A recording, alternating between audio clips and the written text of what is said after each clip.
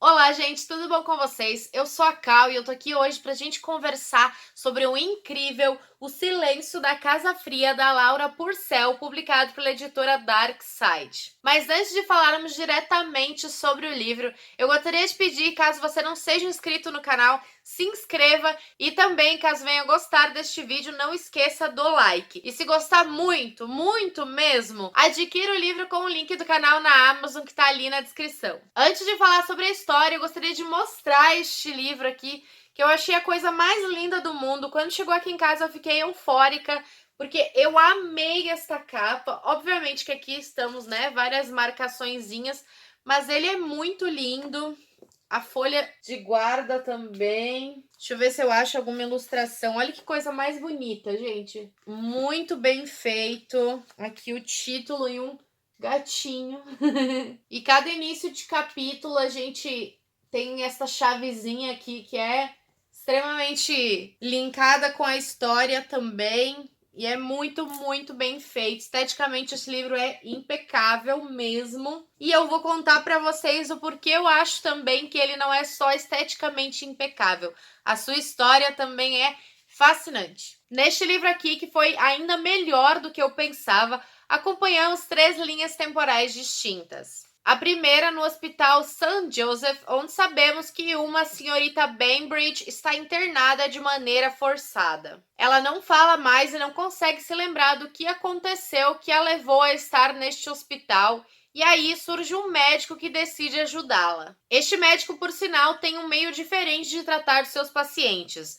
Diferente dos tratamentos que eram feitos até aquela época, ele não pretende dar choques elétricos e banhos gelados nos pacientes. Mas a senhora Bainbridge não tem certeza se lembrar de todos os fatos, todos os detalhes vai realmente ajudá-la. E aí vamos para a ponte em 1865, que é uma casa de fazenda. Nesta época aqui, acompanhamos principalmente a história de Elsie, uma recente viúva que perdeu seu marido Hubert, que ela havia se casado há pouco tempo. Ela vai para essa casa com a prima dele, Sarah, o que de princípio não a agrada em nada. Elsie já chega na ponte com medo de como os criados desta casa irão tratá-la, pois lá em Londres ela achava que era tratada muito mal pelos criados pelo fato de ela vir de uma família que não é abastada, assim eles a tratavam com desprezo. Hubert deixou todo o dinheiro dele para Elsie, e mesmo que a morte dele tenha sido afastada, né, eles estavam distantes no momento,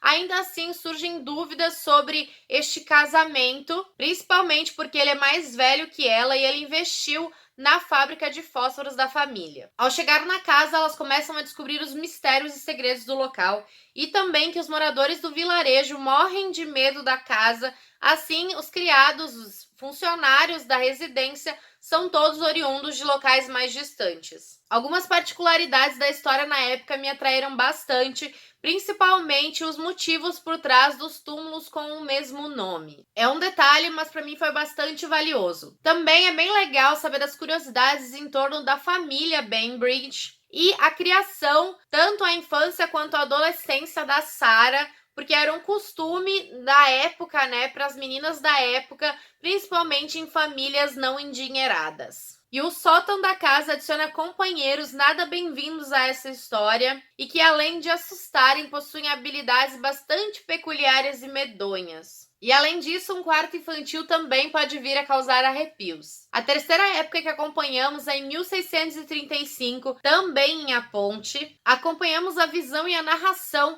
em primeira pessoa de uma mulher com dons. E se trata de um diário. Ela tem 3 filhos e uma filha, é casada com Josiah. A filha se chama Henrietta, mais conhecida como Rita. A filha dela, por sinal, possui uma condição que por causa dela ela é muda, causando uma certa repulsa do pai e sentimentos conflitantes da mãe, que tem um pé atrás sobre o nascimento da filha e também sobre a personalidade dela, mas ao mesmo tempo tem um sentimento super protetor. E aí vamos intercalando aqui nessa história entre esses 3 momentos. Na Elsie também temos a relação dela com o irmão dela, um pouco mais sobre a história da família dela, o que traz certas surpresas à trama e também faz com que nos conectemos um pouco mais com as personagens, com a vida pregressa de cada um. Além disso, Elsie também possui um detalhe físico que a deixa de certa forma envergonhada. Sofrimentos despedaçantes, mortes inexplicáveis dão um movimento à história. Questões bastante culturais da época são ressaltados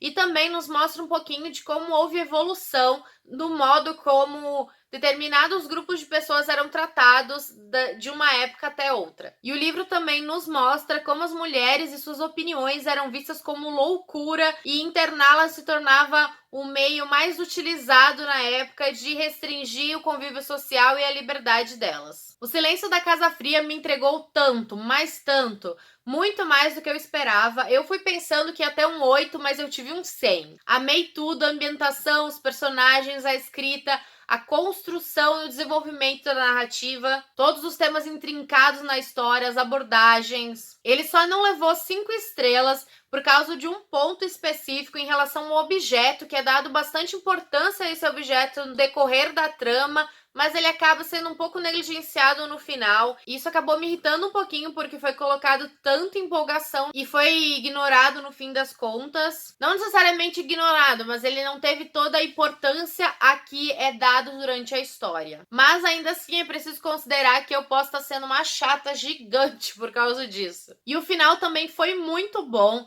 Admito que eu tava esperando um certo final feliz por ter gostado dos personagens, mas o final foi bastante interessante e trouxe uma reviravolta que eu particularmente não esperava. Definitivamente não esperava que a personagem fosse agir dessa maneira, apesar que também podemos ver o outro lado, né, o lado oposto e ficar com dúvidas sobre a sanidade de uma personagem. Não posso deixar de dizer que indico absurdamente este livro aqui e imploro para Darkseid trazer tudo desta Laura Purcell, porque eu vou comprar tudo desta mulher e quero ler tudo. Por favor, Darkseid, valorizem Laura Purcell. Se ela escrever até bula de remédio, eu tô comprando. Panfletinho santinho de política, tô comprando. Se você já leu Silêncio da Casa Fria, me deixa ali nos comentários saber o que você achou e vamos conversar sobre ele, saber se as nossas opiniões se encaixam ou divergem totalmente. Muito obrigada por você ter assistido ao vídeo. Não esqueça do like e de se inscrever no canal caso não seja inscrito.